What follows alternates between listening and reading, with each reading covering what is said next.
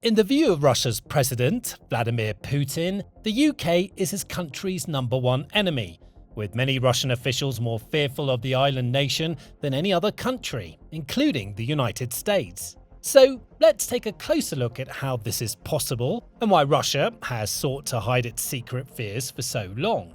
On the face of it, the idea of the UK being a bigger enemy to Russia than the US sounds ridiculous. The US is well known as the most powerful nation on Earth by far, with the strongest armed forces, the most advanced military equipment, hundreds of military bases in strategic locations all over the world, and a vast arsenal of more than 5,000 nuclear weapons. The US is also one of the world's largest countries, with almost unparalleled influence in international politics and unmatched economic might. The UK, meanwhile, isn't even in the top 10 European countries by size and has long been seen as a fading power, with a fraction of the power and influence it enjoyed during the heyday of the British Empire. It still has a strong military, sitting in 6th spot in the world rankings according to global firepower, but boasts a similar level of strength to countries like France and South Korea. We're nowhere near the same kinds of resources as the three big superpowers of today: the US, China, and Russia. The UK is also a nuclear power, but has a relatively small arsenal of just 225 warheads, a mere fraction of Russia's estimated tally of 5,449. Given these facts, Russia shouldn't necessarily have all that much reason to fear the United Kingdom. However, for several years now, especially since the war with Ukraine began, fears, frustrations, and resentments have risen up and boiled over within Russia regarding the UK. Media figures publicly fantasize about dropping nuclear bombs on London. Kremlin officials share their desires of seeing what they call a damp and miserable island disappearing into the depths of the sea. And Russian talk shows bring up Britain more than any other country, often accusing it of plotting to destroy Russia or sponsoring and sanctioning prospective terrorist attacks against the Kremlin. In March 2025, the Russian Foreign Intelligence Service, SVR, even openly accused the UK of being the main instigator of global conflict. A Reuters report published around the same time cited 3 anonymous Russian officials who all admitted that, behind closed doors, Britain is regarded as Russia's main enemy, a statement that has since been repeated by the UK's Defence Secretary, John Healey. A new Eurasian Strategy Centre, NEST report, entitled War with the Anglo-Saxons: How Britain Became Russia's Enemy #1, also acknowledges, since 2022, the Kremlin has recast the UK as public enemy #1.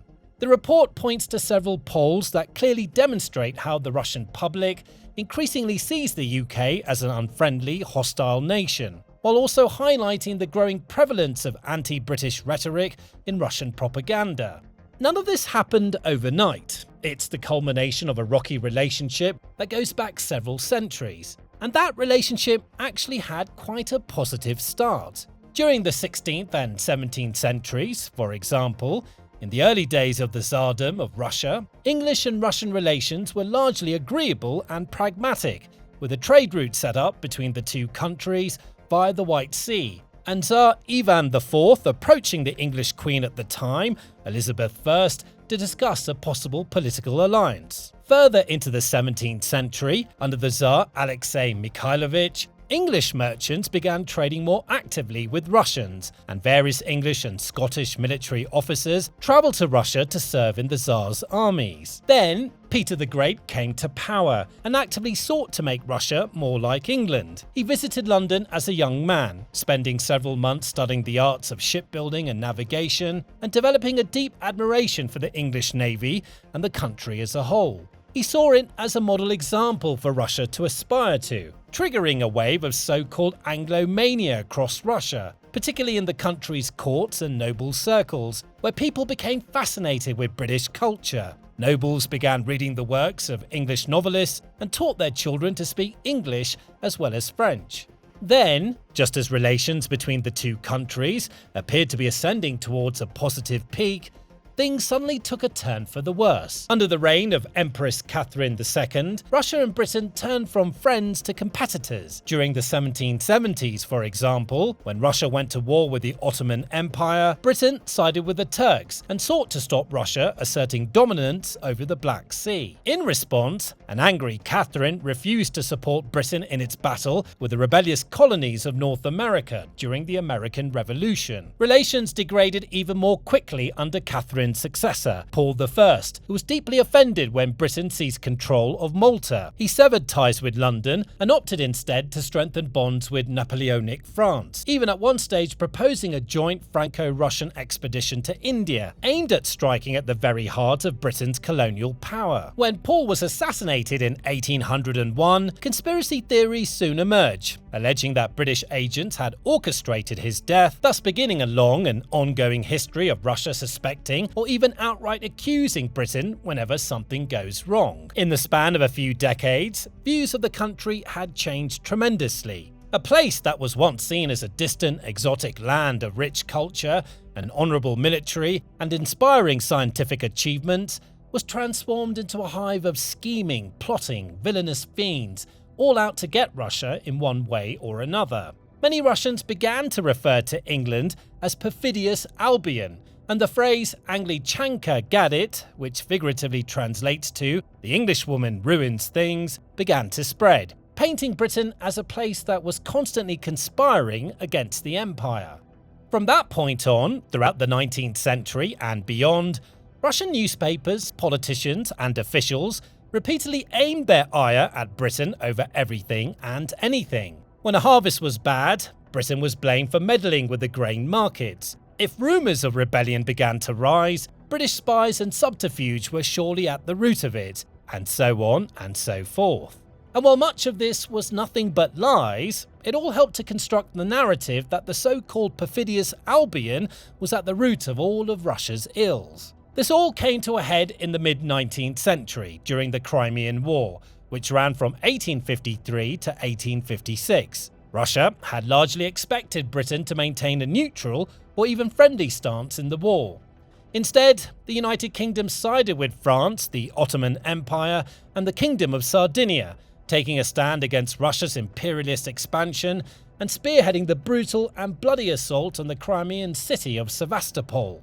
In the years that followed, numerous Russian generals, scholars, and artists continued to portray the UK as a treacherous snake-like entity, always lurking in the shadows, extending its tendrils across Europe and into Asia, and meddling where it shouldn't. Even as the Russian Empire fell and the Soviet Union emerged, attitudes largely remained the same. When legendary British Prime Minister Winston Churchill gave his 1946 speech about the Iron Curtain, for example, Soviet leaders interpreted his words as a declaration of ideological warfare. Churchill was subsequently demonized in the Soviet media and labeled a warmonger, while national newspapers were regularly filled with caricatures involving Britain, represented as a lion goaded on by America, looming large and asserting dominance across Europe. As the Cold War progressed, the US did slowly supersede Britain as Russia's public enemy number one, and relations between Russia and the UK even began to thaw slightly towards the end of the 20th century, with British Prime Minister Margaret Thatcher and Soviet Union leader Mikhail Gorbachev famously sharing a lot of respect and admiration for one another despite their ideological differences. But the undercurrent of mistrust between the two nations never truly went away, and the situation once more started to spiral in the early 2000s after Russia's new president, Vladimir Putin, came to power. In 2003, Putin was outraged after the UK refused to extradite Boris Berezovsky, one of his biggest enemies. Britain also grew increasingly uncomfortable with the rapid restriction of democratic freedoms across Russia, and Moscow responded by piling regulatory pressure onto big British businesses like BP and Shell. Then in 2006, another major incident occurred. Alexander Litvinenko, a former KGB officer and an outspoken critic of the Kremlin, was poisoned with polonium in central London, having only recently been granted British citizenship. It didn't take long for experts and intelligence agencies to put two and two together. it was almost guaranteed that Russia's Federal Security Service, FSB, was responsible, and that Putin himself had most likely given the order to have Litvinenko killed. But Britain didn't jump to any conclusions, at least not publicly.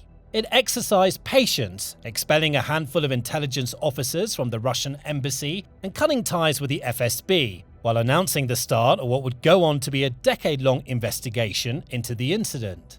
This culminated in 2016 with the final report, which stated quite clearly what so many had suspected for so long. Putin and his FSB director, Nikolai Patrushev, had almost certainly approved the killing. A couple of years later, history repeated itself. In 2018, Sergei Skripal, a former Russian military intelligence officer who had been a double agent for the UK, was poisoned, together with his daughter Yulia, using the Russian-made Novichok nerve agent. Once more, this incident occurred on British soil, but this time, Britain was in no mood to play games or carry out years-long investigations. It reacted rapidly and ruthlessly, expelling 23 Russian embassy staff soon after the attack, while also accusing Russian military intelligence agents of carrying out the attempt on Skripal's life. Moscow responded in kind, also expelling the same number of British diplomats from its territory, while also mocking the UK's claims, arguing that Britain was making up stories in a bid to destroy bilateral relations between the two nations and damage Russia's reputation on the international stage. Britain also led a Europe-wide response to Russia's aggression, which led to many more Russian diplomats being expelled from various nations. And this all occurred a couple of years into American President Donald Trump's first term, a time when Trump was largely seen as budding up with Putin and attempting to strengthen ties between the US and Russia.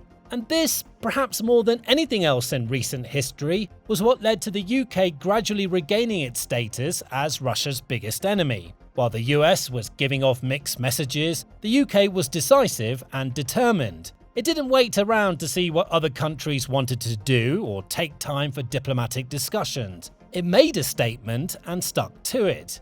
Not only that, but it inspired several other countries to follow suit, leading to a large-scale humiliation for Russia as its intelligence networks across Europe suddenly began to splinter. Long-running operations came to grinding halts. Embassies scrambled to survive, and Moscow suffered a crushing political blow, all thanks to United Kingdom's strength, resolve, and willingness to face up to a much larger and more powerful country, rather than buckling or bending the knee. From then on, while Putin and his Kremlin cronies didn't exactly admit to it publicly, they began to see Britain as their most fearsome opponent, one that seemingly refused to be bullied into submission, one that wouldn't bow down to the kind of tactics that had worked so well in other countries across the globe. Then came the biggest test of Britain's resolve, the war in Ukraine. In 2022, Russian forces marched over the border into Ukraine, beginning a war that's still raging to this day, as Putin seeks to expand his sphere of power and influence by forcefully taking control of territories that do not belong to him. He and many other Russian officials hoped and expected that the so-called special military operation would be short-lived, that Russian forces would rapidly overwhelm any opposition in their way, that regions like Luhansk and Donetsk would fall under Russian control in a matter of days, and that Moscow's troops would be parading through the streets of Kyiv, waving the Russian flag and cementing Putin's legacy as the greatest Russian ruler since Peter the Great. He knew that Ukraine didn't have enough resources or military strength to stand up to the Russian war machine. The only thing that could stop a complete and crushing Russian victory was if other countries decided to side with Ukraine. To deter that, Putin publicly made numerous threats, promising rapid and ruthless retribution towards any nation that dared interfere. He hoped and expected that these threats would prove sufficient, that European countries would be too hesitant to act, and that the US would be unwilling to involve itself in the conflict due to concerns about a possible escalation. But he didn't count on the UK's response, because the UK, yet again, didn't comply with Putin's demands. It didn't submit to his pressure tactics or bow down to his bullying. Instead, it led the way in supporting Ukraine, It was the first Western nation to send next-generation light anti-tank weapons, NLAWs, to Kyiv, for example. It was also the first country to provide military training to Ukrainian brigades and announce deliveries of main battle tanks and long-range missiles to Ukraine.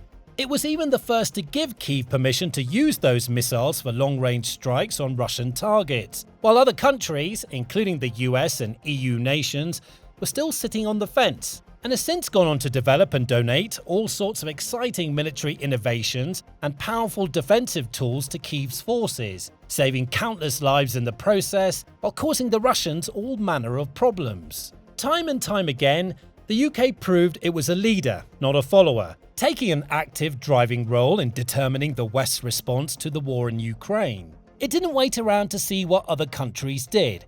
It made decisions on its own and expected its allies to follow suit. And more often than not, they did. Countries like France, Germany and the US saw Britain taking charge of the situation and were more than willing to follow its example. Russia, meanwhile, observed the situation attentively and with increasing levels of anger towards the United Kingdom. Early on in the war, the Kremlin even blamed the then Prime Minister of the United Kingdom, Boris Johnson, for talking Ukraine out of accepting a peace agreement after Johnson travelled to Kyiv to meet with Ukrainian President Vladimir Zelensky. Both Johnson and Zelensky have refuted Russia's narrative, but that means little to the Kremlin, which has continued to push the idea that Britain is to blame for the fact that the war is still ongoing. It argues that the UK has not only actively supported Ukraine and given Kyiv's army the tools it needs to fight back, but also used its influence across both Europe and North America to oversee and control the West's entire response, leading the way on everything from sanctions to missile deliveries. And while the Kremlin has a track record of lying and making up narratives that align with its agenda, there's actually a lot of evidence to support this particular theory. On countless occasions over the last years, we've seen the UK go above and beyond in its support for Ukraine, paving the way for other countries to do the same, and turning what should have been a quick and simple special military operation into a humiliating, catastrophic, and enormously costly war for Russia that's crippled its economy, slashed its standing on the world stage, and seen far more than 1 million of its soldiers killed or wounded in battle.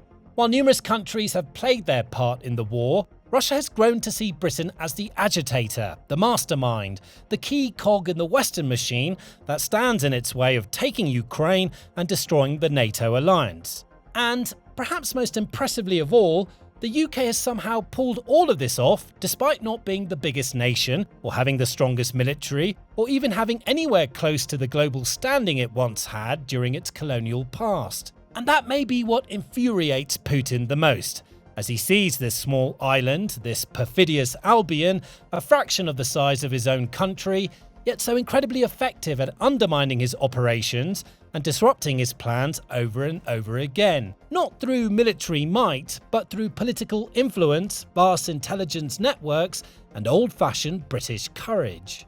These are things that Putin doesn't know how to stop. He can use his country's vast military resources and economic might to intimidate and blackmail other nations. He can leverage his influence in the Central Asian countries and former Soviet republics that have historically been so reliant on Russia to survive. He can extend his tendrils across Africa and into Asia, or poke and prod at the Baltic states and members of the European Union, knowing that they'll be slow and hesitant to hit back or decide on a unified response.